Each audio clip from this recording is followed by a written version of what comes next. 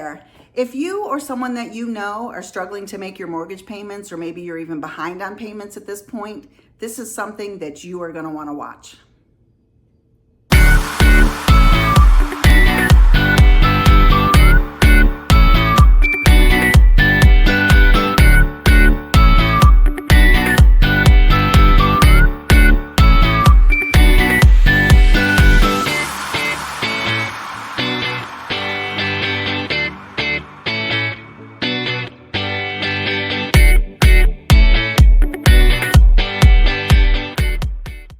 Hey there, welcome to Hosted, where we share referrals, resources, education, some things just for fun, and all things real estate. Today, I am privileged to have Sheri Monger, one of my colleagues in the Hostedder office with me.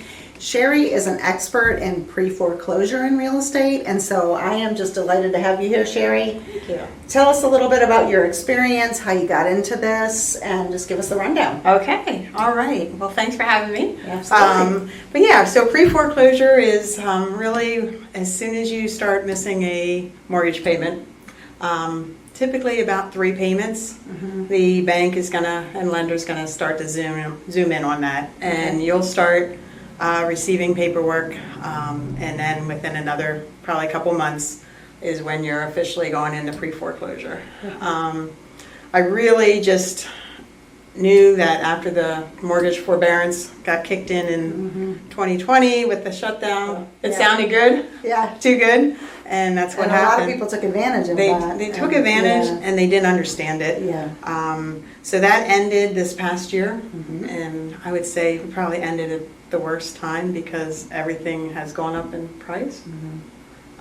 So when I do talk with them, it's typically just the unexpected has hit, job loss or divorce or medical bills, and they just can't keep up to it. So you said typically if you miss 3 payments, you're going to start getting letters probably from the bank, from the lender. Right, correct. Okay. Yeah, that's kind of the magic number. And so what do you do at that point then? Someone contacts you and says, hey, I got a letter in the mail. Yeah, so I mean what happens to them is then it starts to move fast. They'll get tons of letters, and the sheriff will eventually be knocking on their door, and it just becomes extremely stressful, for them. So I guess what I've done is I've done a lot of research training, and really am just a foreclosure specialist to where I'm just an advocate for the homeowner, and I absolutely will sit down with them, and we just navigate how did we get here, and what are your wants, and probably 90% of the time it's I don't want to lose my house, and that's exactly what I try to do, and have been successful on getting the auctions postponed, and then whether there's all different options. They have options and they don't realize they do. Elaborate a little bit on what the auction is, because some people might not know what the auction process is, or what you're referring to in that. Sure. So Pennsylvania is a judicial state, so they are going to the sheriff's auction.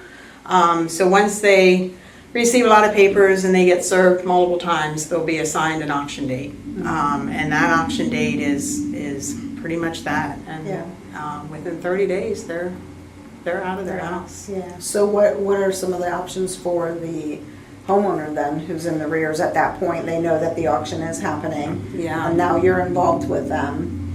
What are you doing to try to stay off that auction, or Yeah. So that's what's. It takes a lot of phone calls, a lot of paperwork to the bank, especially the attorney.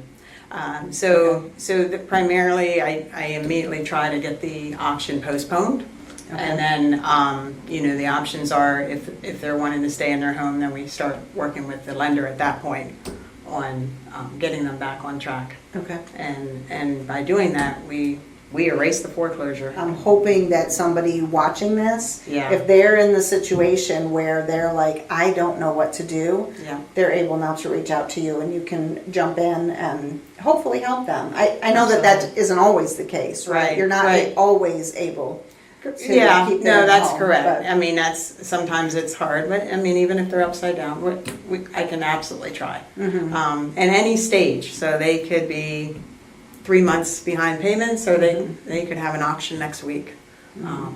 Just please Boy, if call they me. have one next week, you're jumping. And I'm running jumping. to try to get Yeah. that done. That's all right. That's quick. Yeah, but Yeah. it's possible. Yeah. It's possible. Yeah. Yeah. So.